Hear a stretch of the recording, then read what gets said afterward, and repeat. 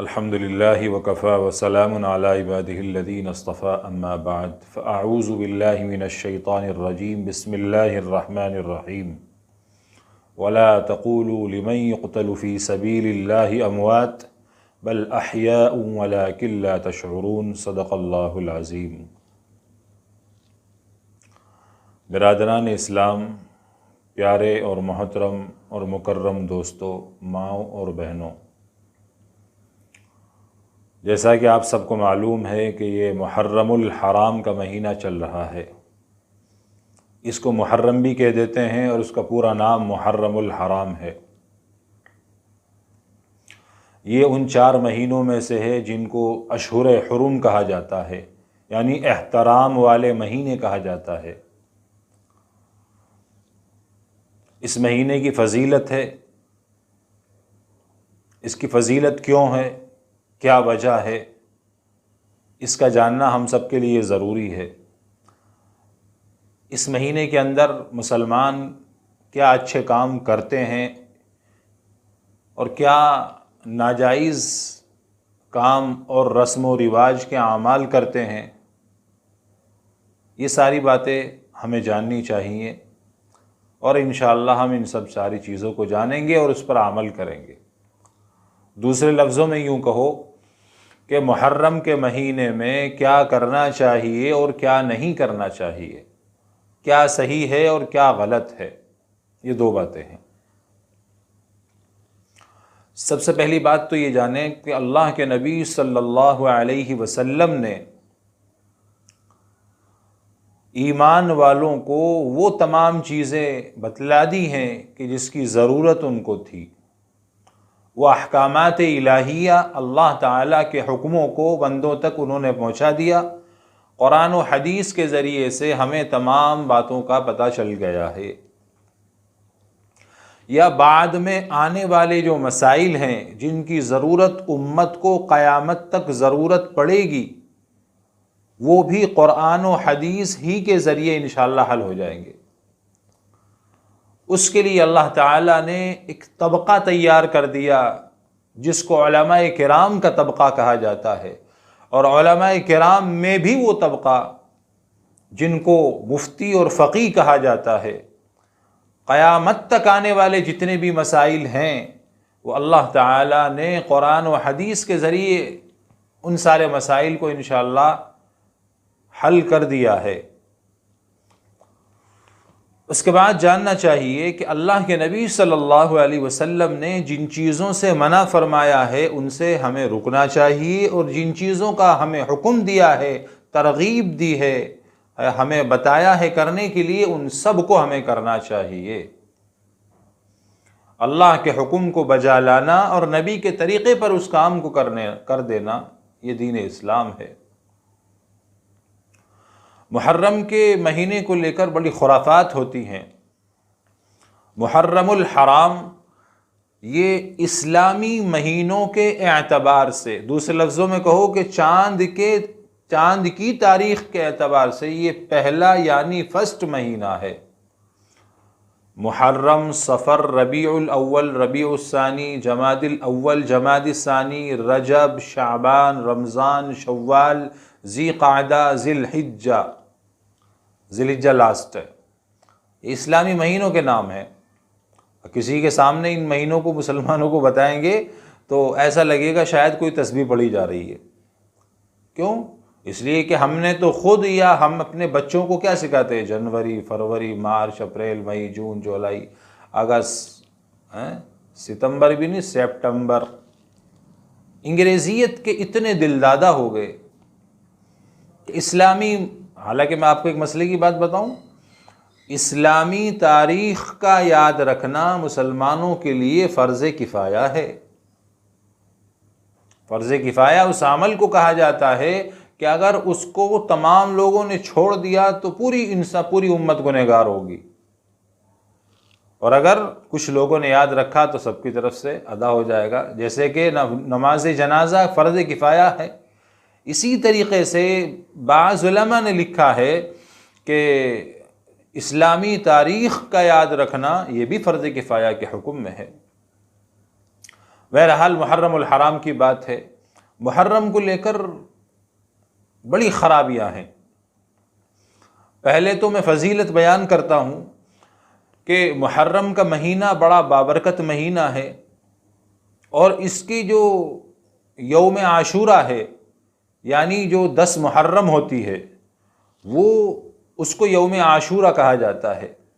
حدیث شریف کے اندر پیارے آقا صلی اللہ علیہ وسلم نے روزہ رکھنے کا حکم عطا فرمایا ہے کہ 10 محرم کا روزہ رکھو، اور یہ روزہ یہودی بھی رکھا کرتے تھے، یعنی یہ روزہ پہلے سے چلتا ہوا آ رہا ہے، بلکہ یوں کہو کہ رمضان المبارک کے روزوں سے پہلے یوم عاشورہ کا روزہ رکھا جاتا تھا۔ رمضان المبارک کے روزے تو اللہ کے نبی صلی اللہ علیہ وسلم کے زمانے میں فرض ہوئے ہیں، یوم عاشورہ بہت پچھلی امتوں سے چلتا ہوا آ رہا تھا۔ یہودی بھی اس روزے کو رکھتے تھے، پیارے آقا صلی اللہ علیہ وسلم نے بھی اس روزے کو رکھا ہے، لیکن چونکہ دیکھو اسلام کی خاصیت یہ ہے کہ اسلام اپنے لوگوں کو عمل کرنے کا حکم بھی دیتا ہے اور غیروں کی مشابہت سے بھی بچاتا ہے۔ تو یہود و نصارہ اور کفار کی مشابہت سے بچانے کے لیے ان جیسے عمل، اگر وہ بھی وہ عمل کر رہے ہیں تو اس میں ڈیفرنس اور اس کی کنڈیشن اور اس کے انداز کو بدلنے کے لیے، تاکہ اس سے مشابہت نہ ہو، پیارے آقا صلی اللہ علیہ وسلم نے یوں فرمایا کہ 10ویں تاریخ کے روزے کے ساتھ ایک روزہ اور ملاؤ، چاہے تو 9 تاریخ کا ملاؤ یا پھر 11ویں تاریخ کا ملاؤ، 2 روزے رکھنے ہیں آپ کو، اور یہ روزے نفلی روزے ہیں۔ نفلی آپ جانتے ہی ہیں، کوئی رکھے تو بہت بڑا ثواب ہے۔ تو 10ویں روزے کے ساتھ یا تو 9 تاریخ کا روزہ ملائے، یا 9 تاریخ کا نہیں ملاتا تو 10واں دن 10ویں تاریخ کا رکھے اور 11ویں تاریخ کا رکھے، تاکہ عاشورہ کی فضیلت بھی حاصل ہو جائے اور یہودیوں کی مخالفت بھی ثابت ہو جائے۔ یوم عاشورہ کے روزے کی فضیلت یہ ہے، اللہ کے نبی صلی اللہ علیہ وسلم نے فرمایا کہ جو بندہ یوم عاشورہ کا روزہ رکھے گا، اللہ تعالیٰ اس کے 1 سال کے گناہوں کو معاف فرما دے گا۔ یہ اس کی فضیلت ہے۔ صحابہ نے رکھا، انبیاء کرام نے رکھا، اللہ کے نبی نے خود یوم عاشورہ کا روزہ رکھا، اس کی فضیلت کو بیان فرمایا۔ تو فضیلت مسلم ہے، لیکن ہے نفلی روزہ۔ اگر بائی چانس کوئی نہیں رکھتا تو کسی کو عار نہیں دلا سکتے، یعنی اس کو نیچا گرا ہوا نہیں دیکھ سکتے آپ۔ کسی نفل عمل کی بنیاد پر کسی کو ٹارچر نہیں کر سکتے۔ اللہ نے آپ کو ہدایت دی، توفیق دی، آپ روزہ رکھیں، فضیلت ہے۔ جیسے ہم دنیاوی پیسے اور دھن دولت کے اعتبار سے ہمارا مزاج، ہماری سوچ یہ ہے کہ 10 روپے آ جائیں، 100 روپے آ جائیں، 1 روپے آ جائے، بینیفٹ ہو، نقصان نہ ہو۔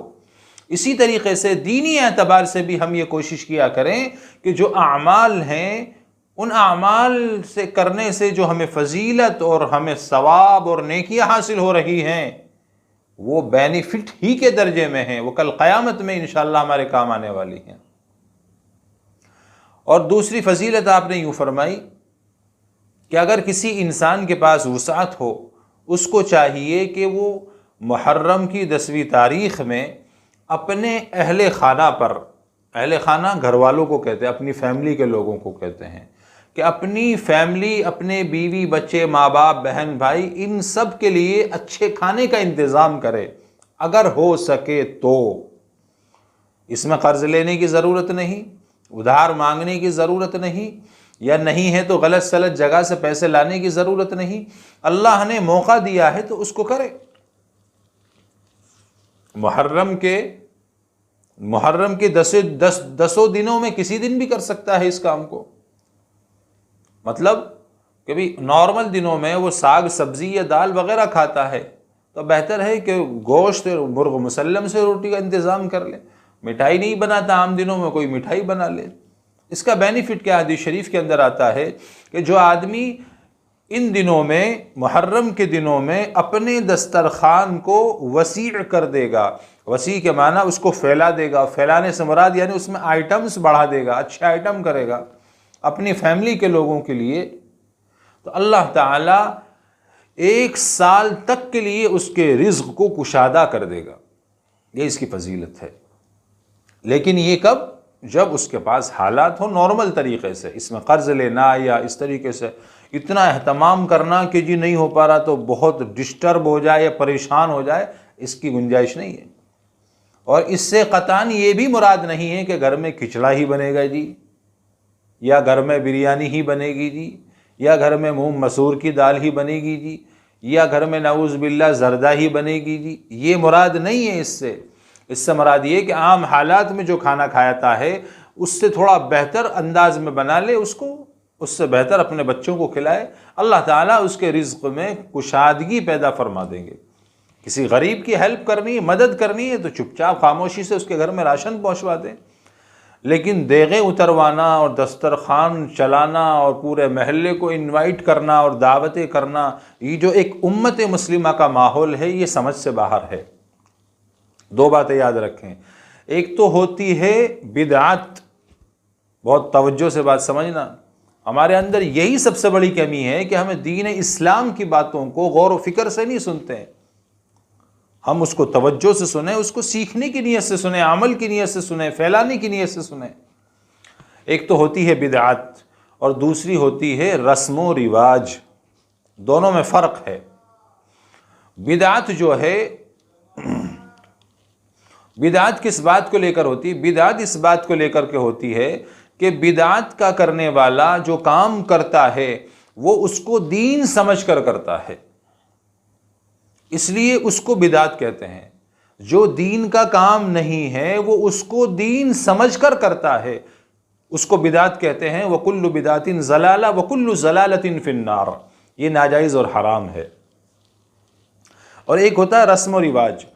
رسم و رواج کا مطلب یہ ہے کہ وہ اس کو دین تو نہیں سمجھتا، لیکن جو ہماری قوم کر رہی ہے، ہماری برادری کر رہی ہے، ہمارا معاشرہ کر رہا ہے، ہمارا کلچر اس کام کو انجام دے رہا ہے، تو ہم اس کو ضروری درجے میں لے آتے ہیں، حالانکہ دین اسلام اس چیز کو منع کرتا ہے، لیکن ہم اس کو ضروری سمجھ بیٹھتے ہیں، دین نہیں سمجھتے، تو یہ رسم و رواج بھی ناجائز ہوتی ہیں۔ لیکن بدعت کا گناہ زیادہ سنگین ہے، گناہ دونوں ہیں۔ اللہ کے نبی نے جن چیزوں سے روکا ہے اس سے رکنا چاہیے، جن کا حکم دیا ہے ان کو کرنا چاہیے۔ بہرحال بات زیادہ لمبی ہو جائے گی، یہ تو کرنے کے کام تھے، اور جو نہیں کرنے کے کام ہیں ان کی فہرست ذرا لمبی ہے۔ امت مسلمہ جیسے ہی محرم کی پہلی تاریخ آتی ہے، بلکہ میں نے تو یہ بھی دیکھا کہ کئی ہمارے احباب کے دوستوں کے فون آئے جو کبھی عید اور بقرعید کے چاند کے علاوہ کسی دوسرے یا تیسرے چاند کی بات ہی نہیں کرتے۔ کئی جگہ سے فون آئے، انہوں نے کہا جی کیا محرم کا چاند ہو گیا؟ کیا محرم کا چاند ہو گیا؟ تو اس سے یہ بات ثابت ہوئی کہ ان کے نزدیک محرم کو لے کر، محرم کے مہینے کو لے کر کوئی دماغ میں بات چلتی ہے، جبکہ محرم کی فضیلت اپنی جگہ پر ہے، اور بھی مہینے ہیں ان کی بھی فضیلتیں ہیں، لیکن جو ہی محرم کی پہلی تاریخ آتی ہے جبھی سے خرافات کا سلسلہ شروع ہو جاتا ہے۔ اور محرم کے مہینے کو ہم فضیلت والا مہینہ اس لیے مانتے ہیں، جو ہماری قوم کا کلچر اور ہماری قوم کی سوچ بنی ہوئی ہے۔ ہماری قوم یہ سمجھتی ہے کہ حضرت حسن حسین رضی اللہ تعالی عنہ کی جو شہادت ہوئی ہے کربلا کے اندر، اس کی وجہ سے محرم کی فضیلت ہے، اور محرم محترم اور احترام والا مہینہ ہے، جبکہ ایسا ہرگز نہیں ہے۔ محرم کی فضیلت تو قرآن سے ثابت ہے، حدیث شریف سے ثابت ہے، اور جبکہ قرآن کب اترا ہے اور حضرت حسین کی پیدائش کب کی ہے؟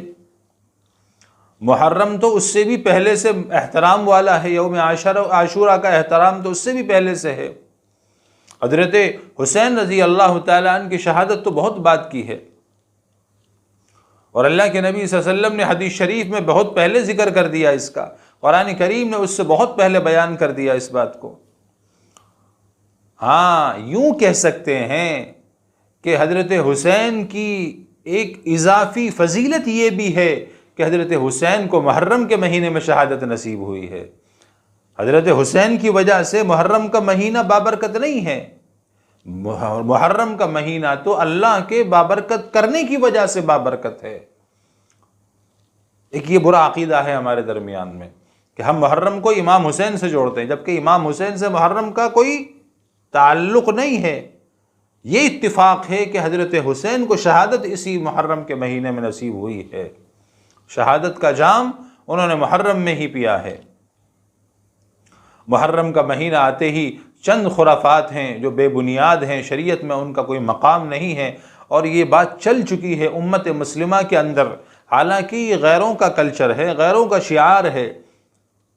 جو فرقے باطلہ ہیں، باطل فرقے ہیں، انہوں نے جو خرافاتوں کو شروع کیا ہے، یہ دراصل ان کی چلائی ہوئی ایک زہریلی اسکیم ہے جو ہماری قوم اپنی دینی باتوں کو، دینی وضاحتوں کو نہ جاننے کی بنیاد پر وہ بھی اس کو دین سمجھ بیٹھتے ہیں، حالانکہ یہ بالکل غلط ہے۔ کالے کپڑوں کا پہننا، گھروں میں کھانا نہ بنانا، چارپائیوں کا الٹا کر دینا، یا محرم کے مہینے میں شادی بیاہ نہ کرنا،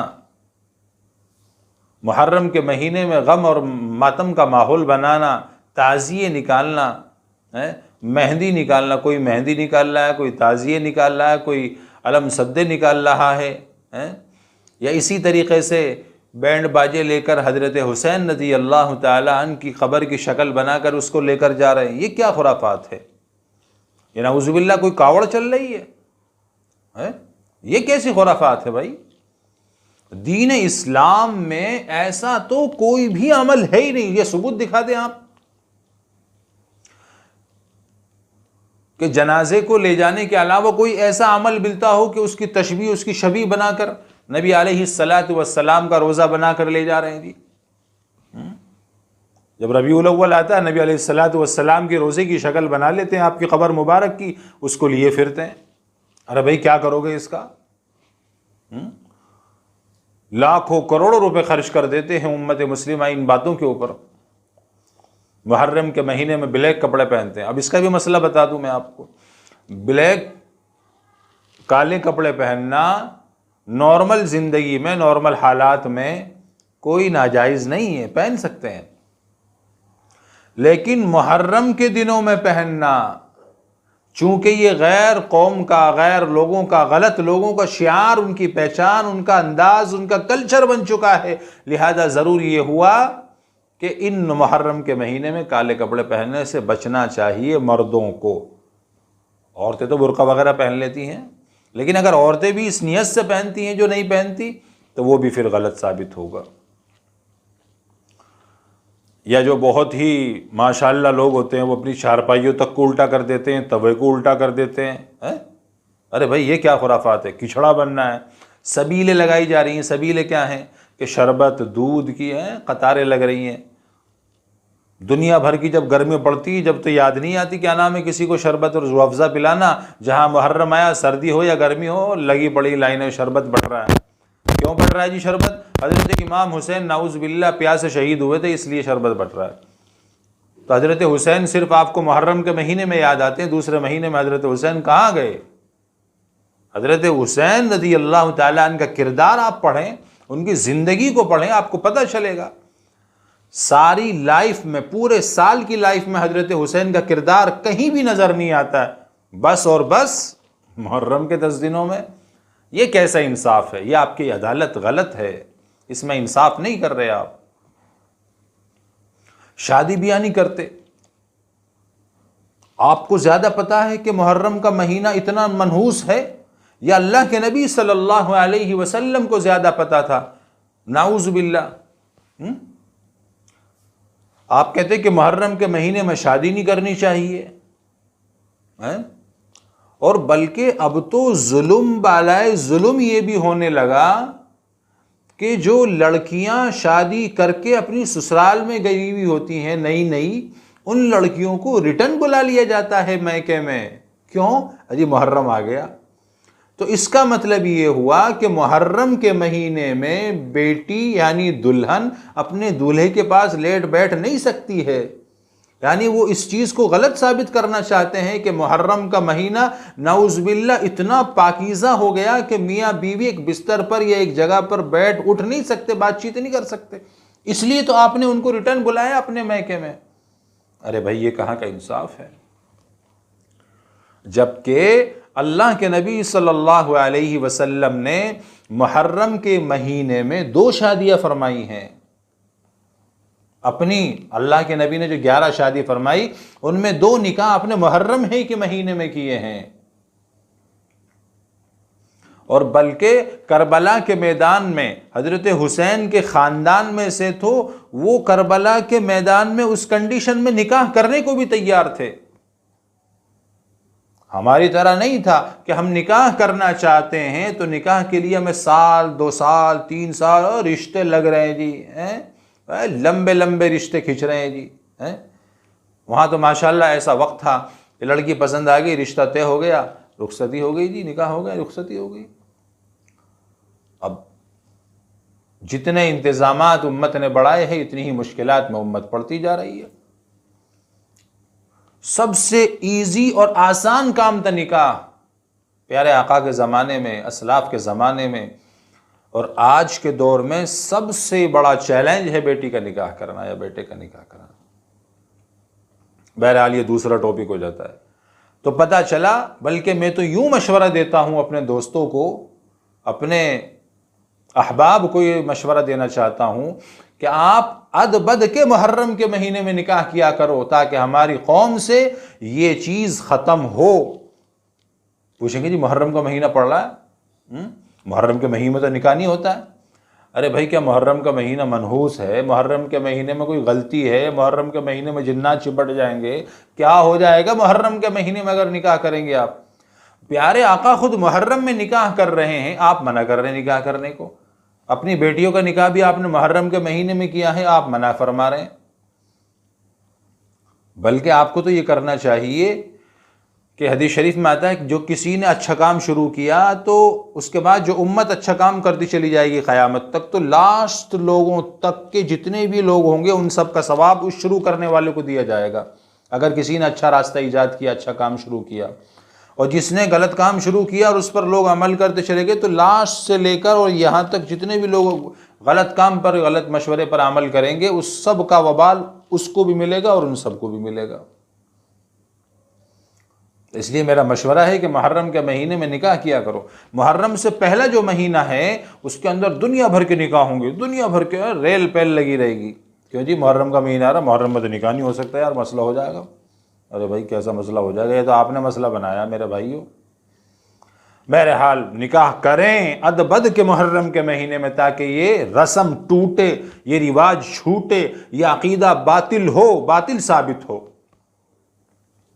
کھلے لفظوں میں چیلنج ہے، بالکل بالکل غلط نہیں ہے، بلکہ اور فضیلت ہے، آپ کو بہت ڈبل ثواب ملے گا محرم کے مہینے میں نکاح کرنے کا، تاکہ ان ظالموں کی اس سازش کا پردہ فاش ہونا چاہیے جن لوگوں نے یہ خرافات کو دین کے نام پر شروع کیا ہے۔ اللہ انہیں بھی ہدایت دے اور ہماری پوری قوم کو ہدایت دے۔ باقی تعزیہ بنانا، تعزیے میں شریک ہونا، تعزیہ دیکھنا، اور تعزیے میں جو ہے ماشاءاللہ ہماری بہو بیٹیاں آ رہی ہیں کہاں سے، دلی، غازی آباد، ہریانہ، پنجاب سے۔ کیوں آ رہی ہیں جی؟ وہ ہمارے یہاں تعزیے نکلتے ہیں۔ یہ جہاں زیادہ تعزیے نکلتے ہیں وہاں دنیا کھنچ کھنچ کے جا رہی ہے وہاں، اب پھر وہاں ماتم کرنے والے جنہیں پتہ نہیں ہے کہ محرم ہے کیا، جنہیں یہ بھی نہیں پتہ امام حسین تھے کون، ان سے پوچھے امام حسین کون تھے؟ حالانکہ جو امام کا لفظ ہے یہ کہنا صحیح نہیں ہے، حضرت حسین کہنا چاہیے، امام حسین بہتر نہیں ہے کہنے کی۔ امام حسین، حضرت حسین سے پہلے تو حضرت ابو بکر ہیں، حضرت عمر فاروق ہیں، حضرت علی ہیں۔ اگر کہتے تو حضرت علی کو امام علی کہنا چاہیے تھا۔ میں یہ نہیں کہہ رہا ہوں کہنا چاہیے تھا، اگر ایسا ہے تو پتہ چلا امام حسین نہیں کہنا چاہیے، یہ غلط بات ہے۔ حضرت حسین، حضرت حسن یہ کہنا چاہیے۔ ہاں حضرت حسن حضرت حسین ہمارے ایمان کا حصہ ہیں، ایمان کا جز ہیں، وہ اہل بیت ہیں، ان سے محبت کرنا ہمارا حق ہے۔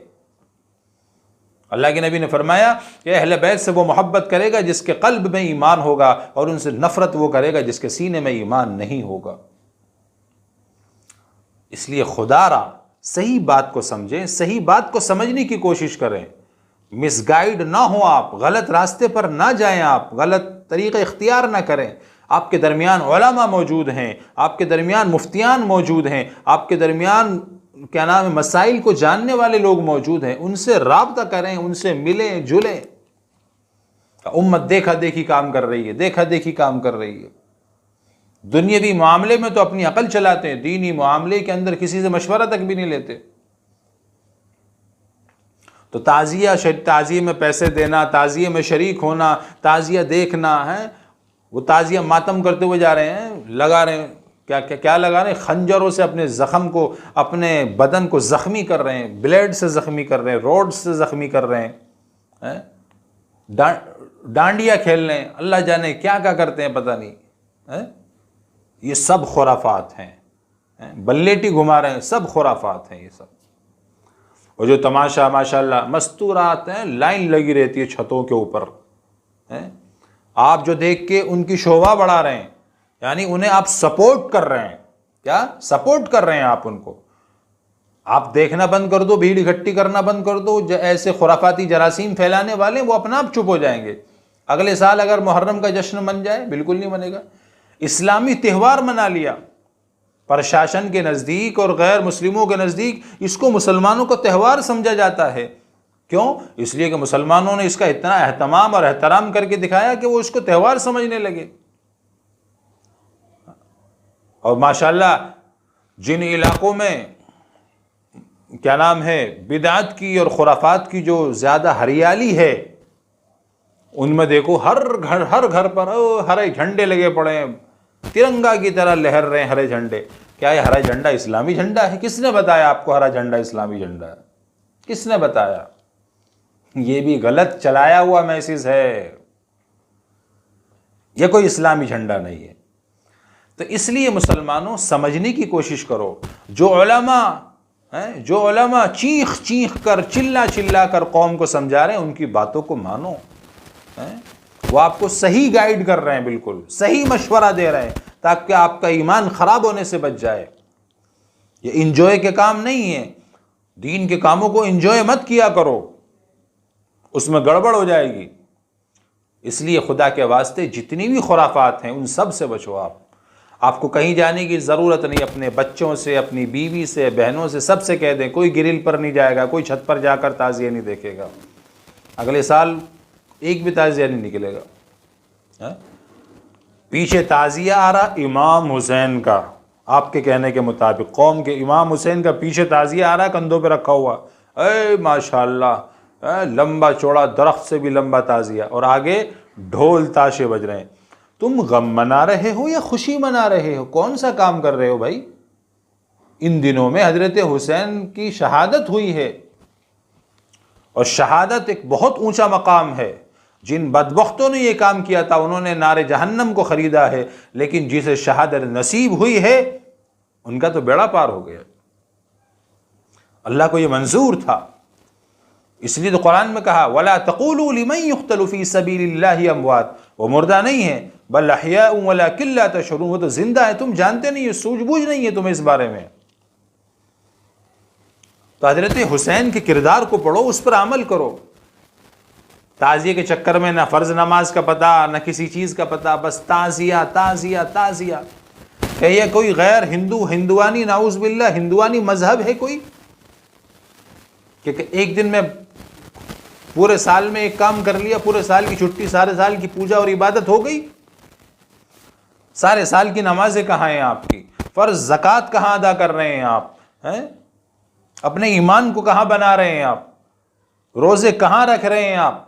حج فرض حج کیوں نہیں کرنے جا رہے آپ؟ یہ سب خرافات ہیں۔